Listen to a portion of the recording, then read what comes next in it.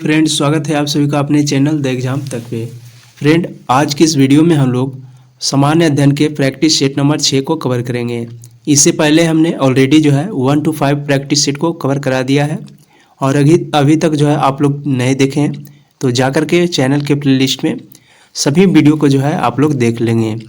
इसमें जो है सामान्य अध्ययन जो कि एसपीडी पब्लिकेशन के हैं, इसके 6500 प्लस वस्तुनिष्ठ प्रश्न हैं जिसे हम लोग जो है वीडियो के माध्यम से सेट बाय सेट प्रैक्टिस करा रहे हैं। तो आज का जो सेट है प्रैक्टिस सेट नंबर 6 है। तो चलिए फ्रेंड, आज के प्रैक्टिस सेट नंबर 6 को इस वीडियो में कवर करेंगे।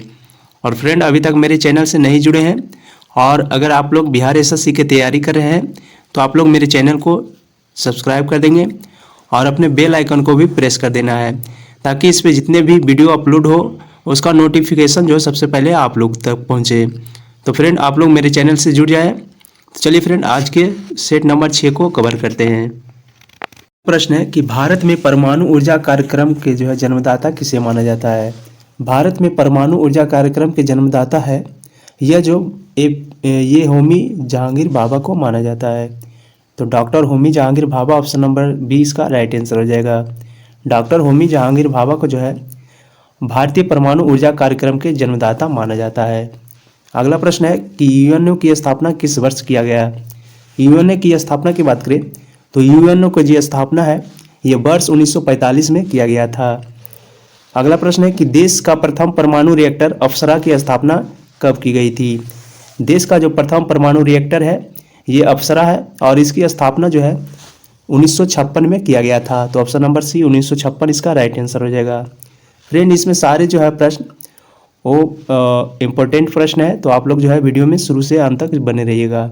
अगला प्रश्न है कि पहले योजनाओं को अंतिम स्वीकृति या फिर अनुमोदन किसके द्वारा प्रदान की जाती है।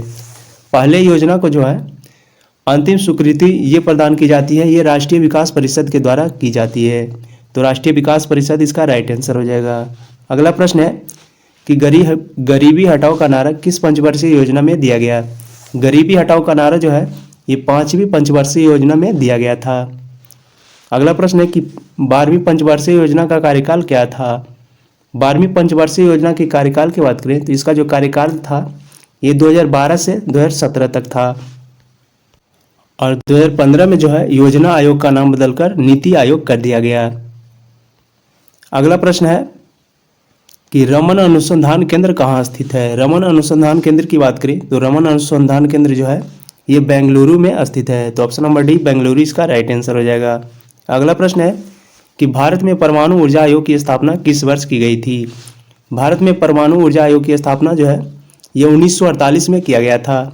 तो ऑप्शन नंबर सी 1948 इसका राइट आंसर हो जाएगा। अगला प्रश्न है कि भारी जल DTO की खोज किसने की थी। भारी जल का रासायनिक सूत्र जो होता है ये DTO होता है और इसका जो खोज है ये HC यूरे के द्वारा किया गया था। तो HC यूरे ऑप्शन नंबर ए इसका राइट आंसर हो जाएगा। अगला प्रश्न है कि प्रत्येक वर्ष संयुक्त राष्ट्र दिवस किस तिथि को मनाया जाता है। प्रत्येक वर्ष जो है संयुक्त राष्ट्र दिवस ये जो है प्रत्येक वर्ष 24 अक्टूबर को मनाया जाता है। तो ऑप्शन नंबर सी इसका राइट आंसर हो जाएगा 24 अक्टूबर। यूएनओ के प्रथम महासचिव कौन थे। यूएनओ के प्रथम महासचिव जो थे ये त्रिगवेली थे। तो ऑप्शन नंबर बी त्रिगवेली इसका राइट आंसर हो जाएगा। अगला प्रश्न है कि भाभा परमाणु अनुसंधान केंद्र कहाँ स्थित है। भाभा परमाणु अनुसंधान केंद्र की बात करें तो यह जो है ट्राम्बे जो कि मुंबई में पड़ता है, यहाँ जो है भाभा परमाणु अनुसंधान केंद्र स्थित है।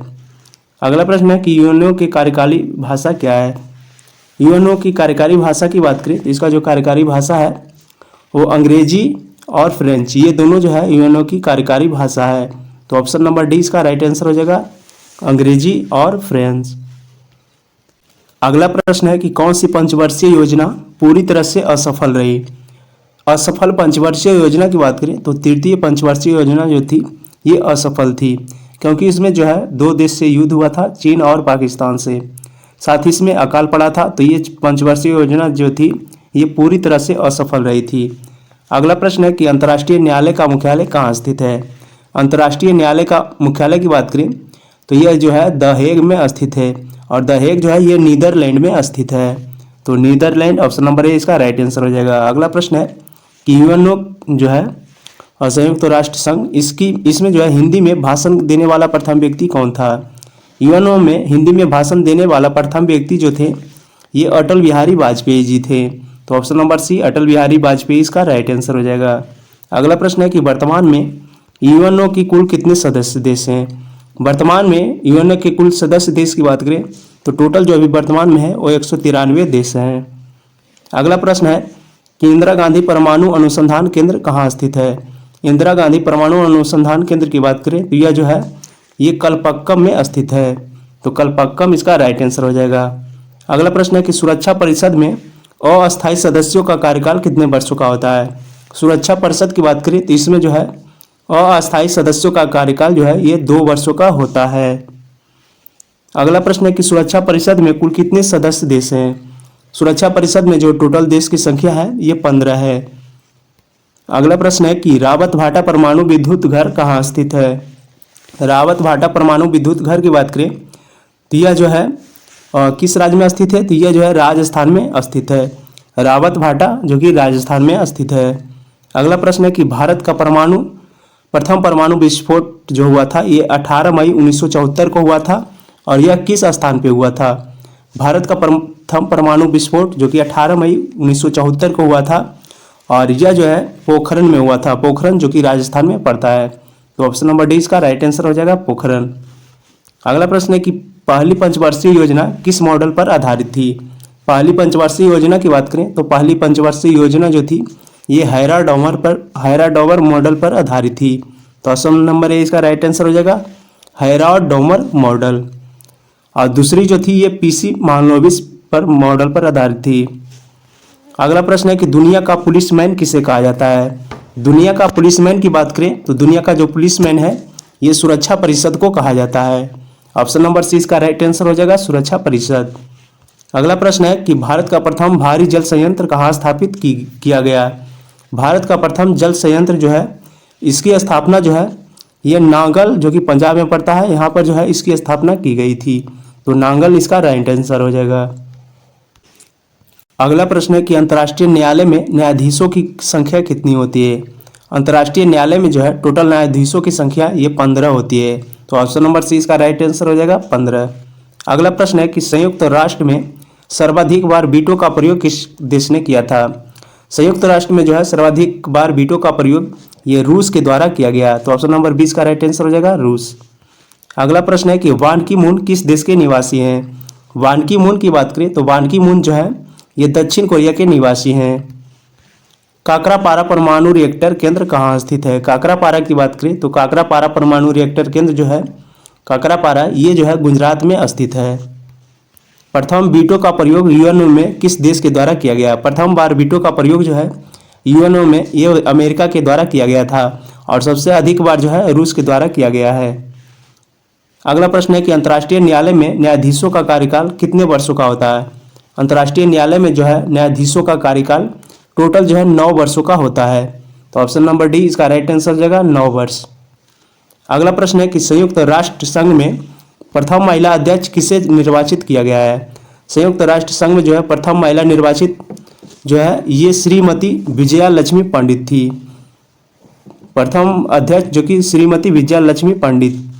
अगला प्रश्न है कि यूएनओ के कितने प्रमुख अंग हैं? यूएनओ के टोटल अंग की बात करें तो यूएनओ के जो है टोटल 6 अंग हैं।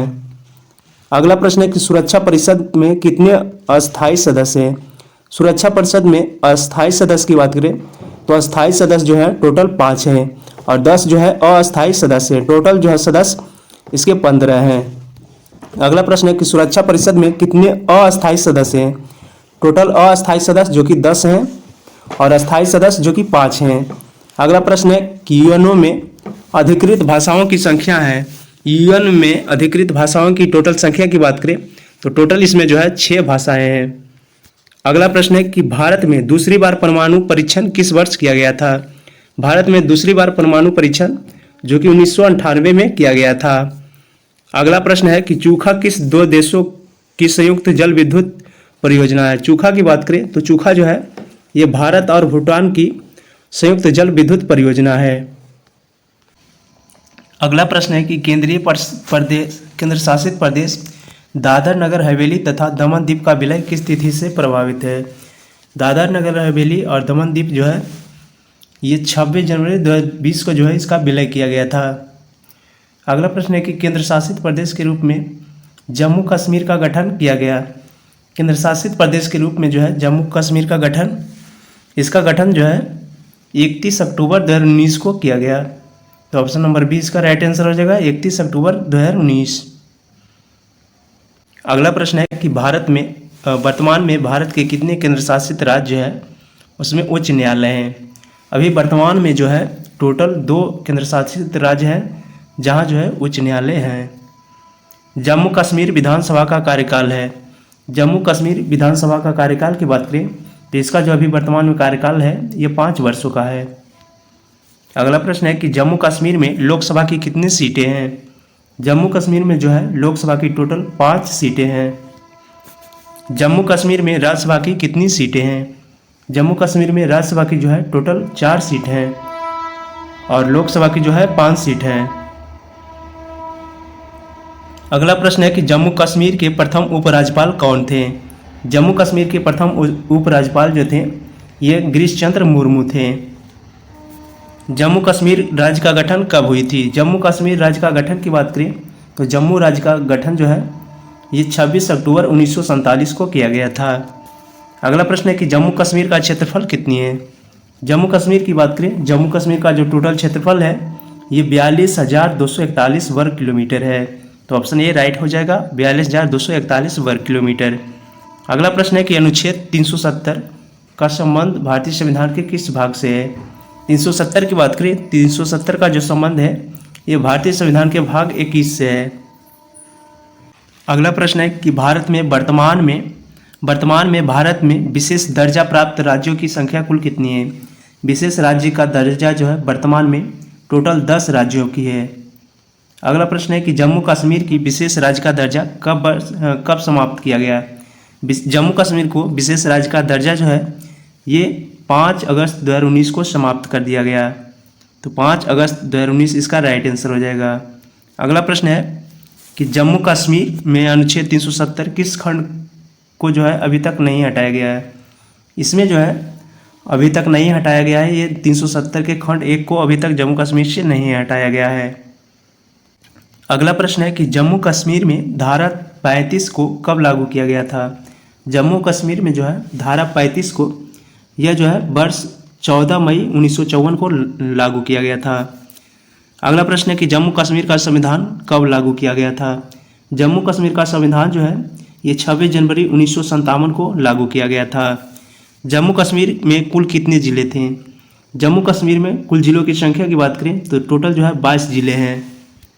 अगला प्रश्न है कि केंद्र शासित प्रदेश जम्मू कश्मीर की सीमा कितने राज्यों से मिलती है। केंद्र शासित प्रदेश जम्मू कश्मीर की सीमा की बात करें तो जम्मू कश्मीर की सीमा जो है टोटल 2 राज्यों से मिलती है। केंद्र शासित प्रदेश लद्दाख की सीमा कितने राज्यों से मिलती है। लद्दाख की बात करें तो लद्दाख की सीमा जो है ये टोटल 1 राज्यों से मिलती है। केंद्र शासित प्रदेश लद्दाख की राजधानी है। लद्दाख की राजधानी की बात करें तो जम्मू कश्मीर जो है लद्दाख की राजधानी जो है ये लेह है। तो ऑप्शन नंबर डी इसका राइट आंसर हो जाएगा लेह। अगला प्रश्न है केंद्र शासित प्रदेश जम्मू कश्मीर की कुल विधानसभा सीटें कितनी हैं। जम्मू कश्मीर में कुल विधानसभा की सीटों की संख्या जो कि 114 है। तो ऑप्शन नंबर 20 का राइट आंसर हो जाएगा 114। वर्तमान में कुल कितने केंद्र शासित राज्य हैं।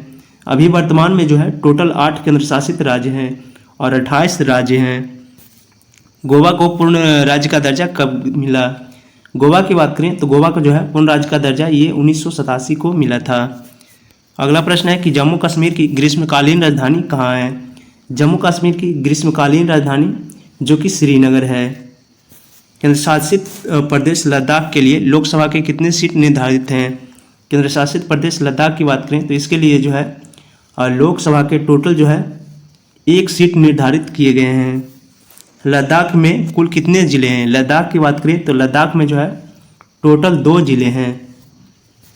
भारत सरकार ने नया मानचित्र कब जारी किया। भारत सरकार की बात करें तो भारत सरकार जो है नया मानचित्र ये 2 नवंबर 2019 को जारी किया था। अगला प्रश्न है कि पाक अधिकृत कश्मीर के कितने जिलों को जम्मू कश्मीर में शामिल किया गया है। पाक अधिकृत कश्मीर को जो है इसके जो है टोटल 2 जिलों को वो जम्मू कश्मीर में शामिल किया गया है। अगला प्रश्न है कि केंद्र शासित प्रदेश लद्दाख की सीमा कितने देशों से लगती है। लद्दाख की बात करें तो लद्दाख की सीमा जो है टोटल 3 देशों से लगती है। अगला प्रश्न है कि केंद्र शासित प्रदेश लद्दाख किस देश के साथ अपनी सीमा साझा नहीं करती है। लद्दाख की बात करें तो यह टोटल 3 देश के साथ सीमा साझा करती है और यह जो है अपनी सीमा नेपाल के साथ साझा नहीं करती हैं। तो ऑप्शन नंबर डी इसका राइट आंसर हो जाएगा नेपाल। अगला प्रश्न है कि भारत में क्षेत्रफल की दृष्टि से सबसे बड़ा केंद्र शासित राज्य कौन सा है। क्षेत्रफल की दृष्टि से सबसे बड़ा केंद्र शासित राज्य जो कि लद्दाख है।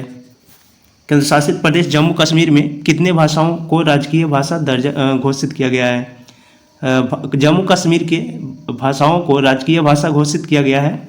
यह जो है इसके टोटल 5 भाषाओं को राजकीय भाषा घोषित किया गया है।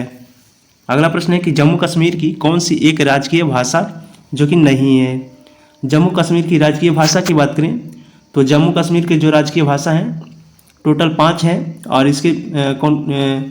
इसमें जो है जम्मू कश्मीर के उर्दू, डोगरी, कश्मीरी हिंदी ये सभी जो है जम्मू कश्मीर की राष्ट्रीय भाषा हैं। अंग्रेजी भी हैं लेकिन फारसी जो है ये जम्मू कश्मीर की राष्ट्रीय भाषा नहीं है। अगला प्रश्न है कि केंद्र शासित प्रदेश दादर नगर हवेली एवं दमन द्वीप की राजधानी कहाँ है। दादर नगर हवेली एवं दमन द्वीप की राजधानी जो कि दमन है। अगला प्रश्न है कि दादर नगर हवेली एवं दमन द्वीप में जो है कुल कितने जिले हैं। इन दोनों में जो है टोटल जिलों की संख्या वो 3 है। केंद्र शासित प्रदेश दादर नगर हवेली एवं दमन द्वीप के प्रथम शासक कौन था। यहाँ के प्रथम प्रशासक की बात करें तो यहाँ के जो प्रथम प्रशासक थे ये प्रफुल्ल पटेल थे। दादर नगर हवेली एवं दमन द्वीप के लिए लोकसभा की कुल कितनी सीटें निर्धारित की गई है। इसके लिए जो है लोकसभा की टोटल 2 सीटें निर्धारित की गई है। जम्मू कश्मीर में अनुच्छेद 370 कब लागू हुआ था। जम्मू कश्मीर में अनुच्छेद 370 जो है ये 17 अक्टूबर 1949 को लागू किया गया था। गोवा पहले किसके अधीन था। गोवा की बात करें तो गोवा जो है पहले पुर्तगालियों के अधीन था। गोवा को आज़ादी कब मिली थी। गोवा की आज़ादी जो है 1961 को मिली थी। अगला प्रश्न है कि दादर नगर हवेली एवं दमन द्वीप की कुल क्षेत्रफल कितनी है। दादर नगर हवेली एवं दमन द्वीप की कुल क्षेत्रफल जो कि 603 वर्ग किलोमीटर है। तो ऑप्शन नंबर 20 का राइट आंसर हो जाएगा 603 वर्ग किलोमीटर। अगला प्रश्न है कि नीति आयोग का गठन कब किया गया। नीति आयोग के गठन की बात करें तो इसे जो है 1 जनवरी 2015 को गठन किया गया था। नीति आयोग किस प्रकार की संस्था है। नीति आयोग की बात करें तो नीति आयोग जो है एक गैर संवैधानिक संस्था है। नीति आयोग का मुख्यालय कहाँ स्थित है। नीति आयोग के मुख्यालय की बात करें तो इसका जो मुख्यालय है ये नई दिल्ली में स्थित है। विश्व में सर्वप्रथम जीएसटी कहाँ लागू हुआ। विश्व में सर्वप्रथम जीएसटी जो कि फ्रांस में लागू हुआ था। अगला प्रश्न है कि भारत में सर्वप्रथम जीएसटी कब लागू की गई। भारत में सर्वप्रथम जीएसटी जो कि 1 जुलाई 2017 को लागू की गई थी। संविधान के किस अनुच्छेद में केंद्रीय वित्त आयोग का प्रावधान किया गया था। भारतीय संविधान के अनुच्छेद 280 में जो है ये केंद्रीय वित्त आयोग का प्रावधान है।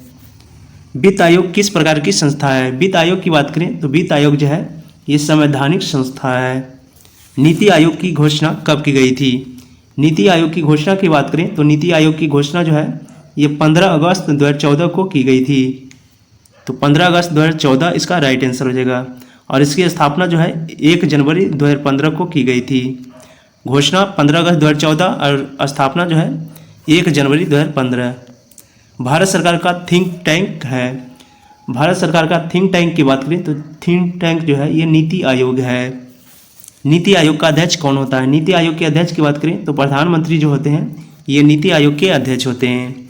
नीति आयोग के प्रथम अध्यक्ष कौन बने। नीति आयोग के प्रथम अध्यक्ष जो कि नरेंद्र मोदी जी बने। राज्य वित्त आयोग का गठन किस अनुच्छेद के तहत किया जाता है। राज्य वित्त आयोग का गठन जो है ये अनुच्छेद 243 के झ के तहत किया जाता है। अगला प्रश्न है कि केंद्र और राज्य के बीच कर का विभाजन कौन करता है। केंद्र और राज्य के बीच कर का विभाजन जो है ये वित्त आयोग के द्वारा किया जाता है। प्रथम वित्त आयोग का गठन कब किया गया? प्रथम वित्त आयोग का गठन जो है ये 1951 में किया गया था। प्रथम वित्त आयोग के अध्यक्ष कौन थे?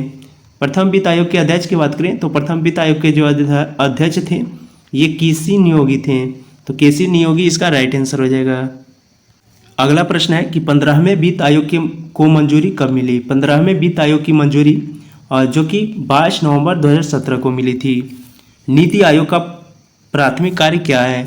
नीति आयोग के प्राथमिक कार्य की बात करें तो सामाजिक और आर्थिक मुद्दों पर सलाह देना ये नीति आयोग का प्राथमिक कार्य है। नीति आयोग के उपाध्यक्ष को किस स्तर का दर्जा प्राप्त होता है? नीति आयोग के उपाध्यक्ष को जो है नीति आयोग के उपाध्यक्ष को ये कैबिनेट मंत्री का दर्जा जो है प्राप्त होता है। नीति आयोग के प्रथम उपाध्यक्ष कौन हुए? नीति आयोग के प्रथम उपाध्यक्ष जो हैं ये अरविंद पानगड़िया हुए हैं। तो अरविंद पानगड़िया इसका राइट आंसर हो जाएगा। अगला प्रश्न है कि नीति आयोग का प्रथम सीईओ कौन हुए? नीति आयोग के प्रथम सीईओ जो कि सिंधु श्री खुल्लर हुए। तो सिंधु श्री खुल्लर ऑप्शन ए इसका राइट आंसर हो जाएगा।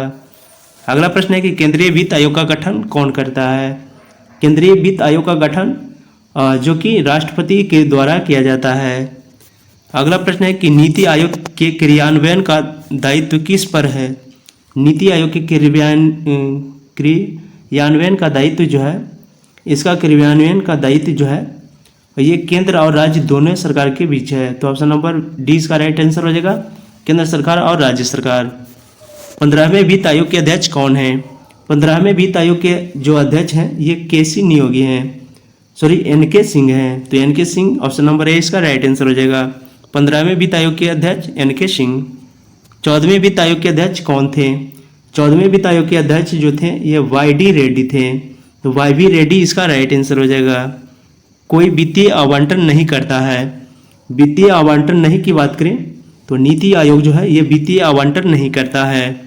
किस संविधान संशोधन अधिनियम द्वारा भारत में जीएसटी लागू किया गया? भारत में जीएसटी लागू जो है ये 101वें संविधान संशोधन के द्वारा किया गया था। जीएसटी बिल पर राष्ट्रपति ने मंजूरी कब प्रदान की? जीएसटी बिल पर राष्ट्रपति के द्वारा मंजूरी जो है ये इसका मंजूरी जो है 8 सितंबर 2020 को किया गया था। अगला प्रश्न है कि भारत में जीएसटी को किस समिति के सिफारिश के आधार पर जो है लागू किया गया था? भारत में जीएसटी और यह जो है विजय केलकर समिति के सिफारिश पर लागू किया गया था। अगला प्रश्न है कि जीएसटी का ब्रांड एम्बेसडर कौन है? जीएसटी के ब्रांड एम्बेसडर की बात करें तो जीएसटी के जो ब्रांड एम्बेसडर हैं और ये अमिताभ बच्चन है। तो option number C Amitabh Bachchan इसका राइट आंसर हो जाएगा। अगला प्रश्न है जीएसटी बिल पारित करने वाला प्रथम राज्य है। जीएसटी बिल पारित करने वाला प्रथम राज्य जो कि असम था। अगला प्रश्न है कि जीएसटी के अंतर्गत कुल कितने अप्रत्यक्ष कर को शामिल किया गया है? जीएसटी के अंतर्गत टोटल जो है 17 अप्रत्यक्ष कर को जो है शामिल किया गया है। तो ऑप्शन नंबर डी इसका राइट आंसर हो जाएगा 17 अप्रत्यक्ष कर। जीएसटी में कुल कितने डिजिट होते हैं? जीएसटी की बात करें तो जीएसटी में जो है टोटल 15 डिजिट होते हैं। राज्य वित्त आयोग का गठन कौन करता है? राज्य वित्त आयोग के गठन की बात करें तो राज्य वित्त आयोग का गठन जो है ये राज्यपाल के द्वारा किया जाता है। जीएसटी परिषद के अध्यक्ष कौन होता है? जीएसटी परिषद के अध्यक्ष की बात करें तो जीएसटी परिषद के जो अध्यक्ष हैं ये वित्त मंत्री होते हैं। जीएसटी परिषद की स्थापना कब की गई? जीएसटी परिषद की स्थापना की बात करें तो जीएसटी परिषद की जो स्थापना है ये 12 सितंबर 2016 को की गई। तो 12 सितंबर 2016 ऑप्शन नंबर 20 का राइट आंसर हो जाएगा। अगला प्रश्न है कि संविधान के किस अनुच्छेद के तहत जीएसटी परिषद का गठन किया गया? जीएसटी परिषद का गठन जो है ये संविधान के अनुच्छेद 279 के ए के तहत किया गया। तो ऑप्शन बी इसका राइट आंसर हो जाएगा 279 के ए। जीएसटी परिषद का मुख्यालय कहाँ स्थित है? जीएसटी परिषद के मुख्यालय की बात करें तो जीएसटी परिषद के मुख्यालय जो है ये दिल्ली में स्थित है। तो ऑप्शन सी इसका राइट आंसर हो जाएगा दिल्ली। अगला प्रश्न है कि वित्त आयोग का गठन किया जाता है। वित्त आयोग के गठन की बात करें तो वित्त आयोग का जो गठन है और इसका गठन ये 5 वर्षों के लिए किया जाता है। तो ऑप्शन सी इसका राइट आंसर हो जाएगा 5 वर्षों के लिए। विश्व स्तर पर जीएसटी लागू करने में भारत क्रम है। विश्व स्तर पर जीएसटी लागू करने में भारत का क्रम जो है, भारत का क्रम ये 161वां है। अगला प्रश्न है कि जीएसटी परिषद में सदस्यों की कुल संख्या है। जीएसटी में सदस्यों की कुल संख्या, जीएसटी में सदस्यों की कुल संख्या जो है टोटल 33 है। अगला प्रश्न है कि भारत का जीएसटी किस देश के मॉडल पर आधारित है। भारत का जीएसटी जो है ये कनाडा के मॉडल पर आधारित है। प्रथम जीएसटी बिल का प्रारूप तैयार करने वाली समिति के अध्यक्ष कौन थे। प्रथम जीएसटी बिल प्रारूप तैयार करने वाली समिति के अध्यक्ष जो थे ये असीम दास गुप्ता थे। तो ऑप्शन बी राइट आंसर हो जाएगा, असीम दास गुप्ता। तो फ्रेंड आज का वीडियो जो है यहीं पे समाप्त होता है और आपको वीडियो कैसी लगी आप लोग ज़रूर बताइएगा। साथ ही आपको वीडियो अच्छी लगी तो आप लोग जो है चैनल को सब्सक्राइब कर देंगे और एक शेयर जरूर कीजिएगा। चलिए फ्रेंड, तो अब हम लोग अगले वीडियो में मिलेंगे। आज के लिए इतना ही। जय हिंद।